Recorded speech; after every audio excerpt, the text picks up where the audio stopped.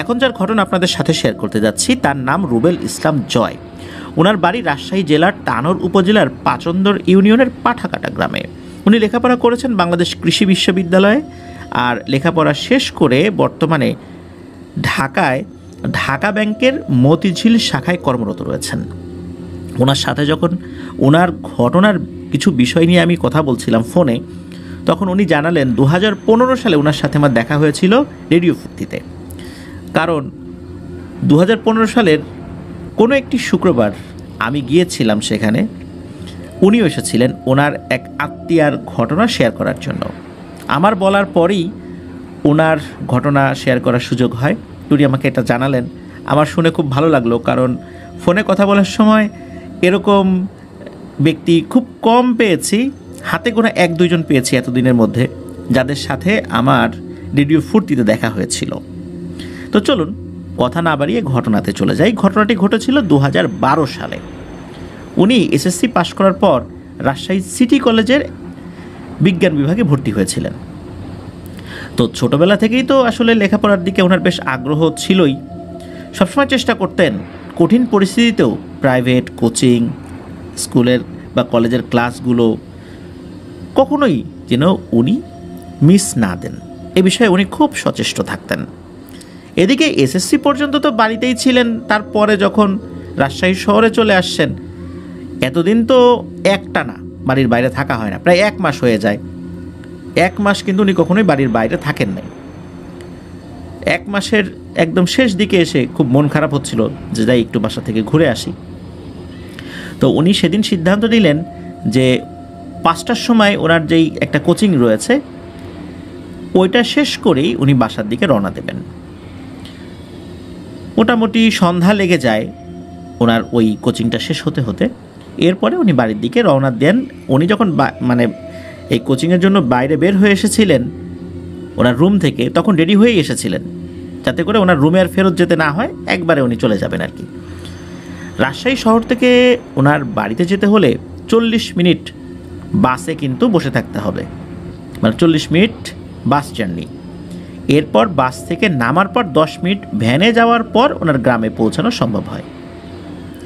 উনি বাসে উঠেছেন, প্রায় 1 ঘন্টার মতো সময় লেগেছিল আর কি। বাস বিভিন্ন জায়গায় থেমেছিল, আস্তে আস্তে গিয়েছিল। প্রায় 1 ঘন্টা সময় লেগেছে 40 মিনিটের জায়গায়। সময়টা ছিল শীতকাল, 5:30টার দিকে তো সন্ধ্যা লেগে যায়। বাস থেকে নেমে উনি কোনো ভ্যান দেখতে পান না, কিছুটা হতাশই হন। এই শীতকালে আবার হেঁটে হেঁটে যাবেন বাড়িতে, ঠান্ডাও লাগছে।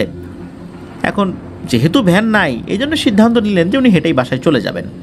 তো বলে রাখা ভালো, উনি যেখানে বাস থেকে নেমেছেন সেখান থেকে সম্পূর্ণ একটা ফাঁকা মাঠের ভেতর দিয়ে ওনাদের গ্রামে যেতে হয়। ভ্যান না পেয়ে উনি হাঁটা শুরু করেছেন। ওনার মোবাইল ফোনের ফ্ল্যাশ লাইটটা জ্বালিয়ে উনি হাঁটছেন। রাস্তার 2 পাশে আম গাছ, মাঝে মাঝে রাস্তার পাশে কিছু বাঁশ বাগানও ছিল, কিন্তু রাস্তার 2 পাশে কোনো বাড়ি ছিল না। গ্রামের কাছাকাছি আসতে হঠাৎ করে ওনার এক স্কুল ফ্রেন্ডের সাথে দেখা হয়, যার নাম হচ্ছে রঞ্জিত।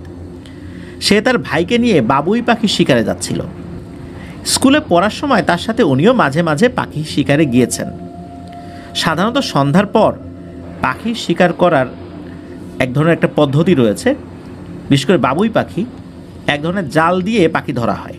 গম কাটার পর গমের যে নাড়াগুলো থাকে সেগুলোর ভেতরে নাকি পাখি লুকিয়ে থাকতো। বিশেষ করে বাবুই পাখি, যে পাখিগুলো তখনও বাসা তৈরি করতে পারে নাই, বাসা তৈরি করা শুরু করেছে, এরকমগুলো আর কি।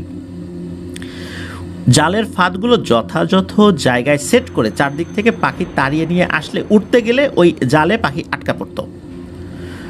তো এই পাখিগুলো, এই যে রঞ্জিত, সে কি করে ওই বাজারে নিয়ে বিক্রি করত।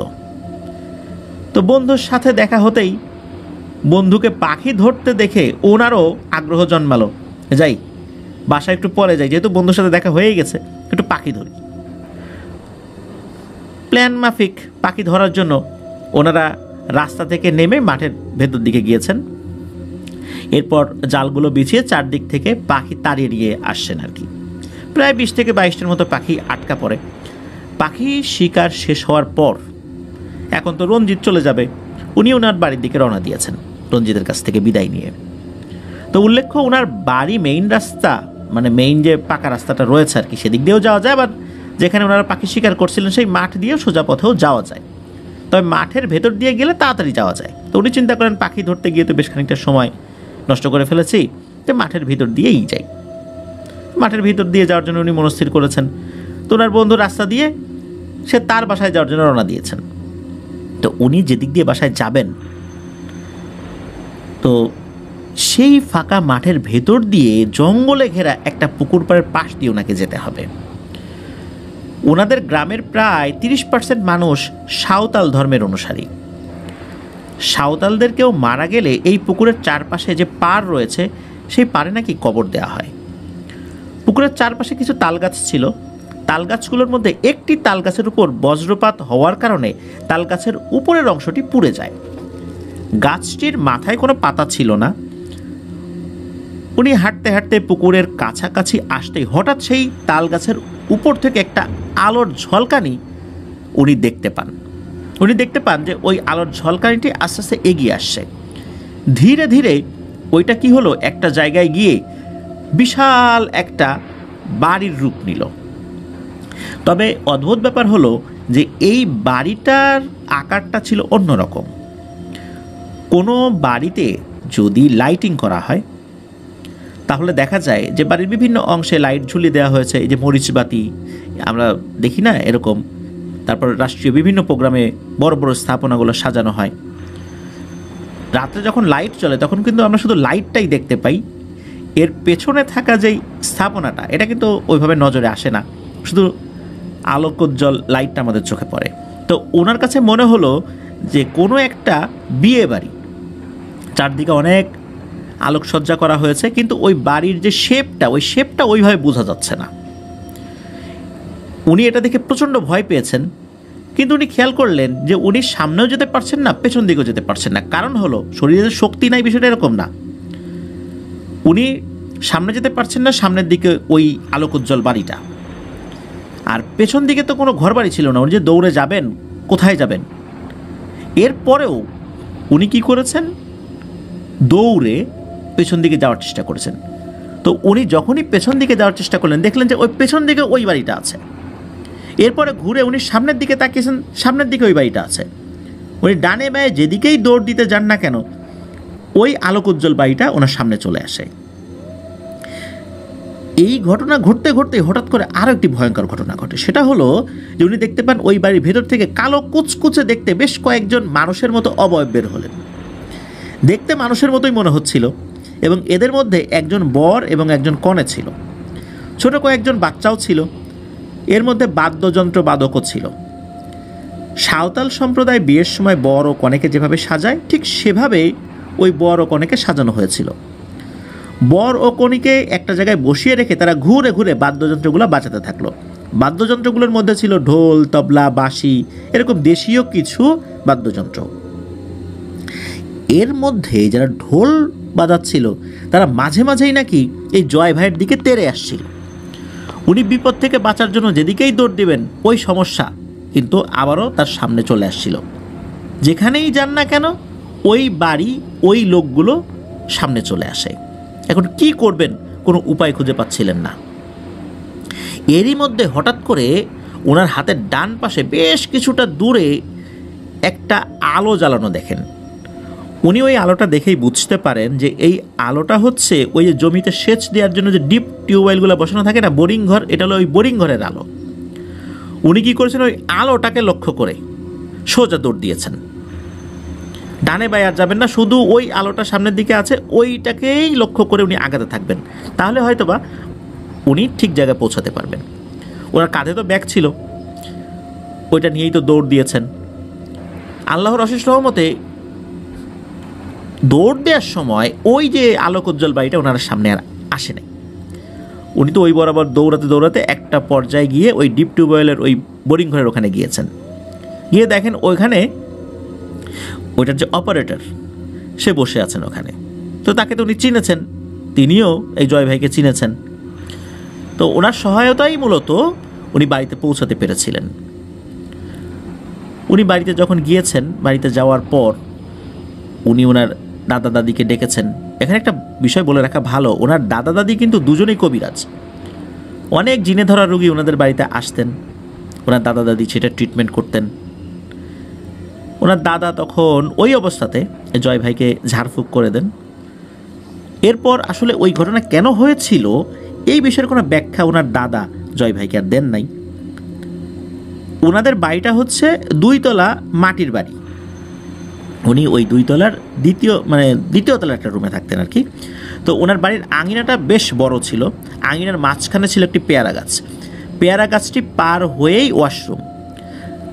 আঙিনা বড় হওয়ায় আঙিনার এক পাশে খড়ি হিসাবে ব্যবহারের জন্য ওই গরুর গোবর শুকিয়ে যে ঘুঁটা তৈরি করা হয় না, ঘুঁটা বা খুঁটা বলে অনেকে, তো ওইটা শুকাতে দেওয়া হতো। যাই হোক, ওই দিন রাত আনুমানিক 3:30টার দিকে উনি ওয়াশরুমে যাওয়ার জন্য 2য় তলা থেকে নিচে নেমেছেন।